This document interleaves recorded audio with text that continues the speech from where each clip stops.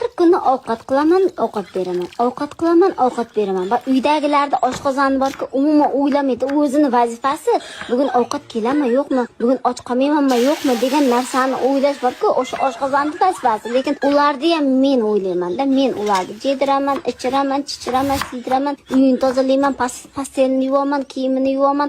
Ular faqat borki jeb yashab bersa bo'ldi-da. Hamma narsani men qilishim kerak. Yana kim yomon? Mana semiz xotin yomon. Oshxonadagi sassiq xotin yomon. Nima emish? Faqat ustidan moy hidi kelamish. Nima emish? O'zimga qaramaymish. O'zimga qarasam mana ovqatni katta xolam pishirib keladimi, to'g'rimi? Kim qiladi buni ovqatni? Yana nima emish? Men qornimda 9 oy ko'tarib, miyasini o'zimga nastroyka qilib tuqqan bola, ularga yaxshiymi-shu?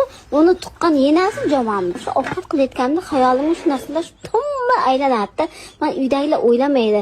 Bu xotinning xayolini chiroyli narsalar bilan to'ldiraylik.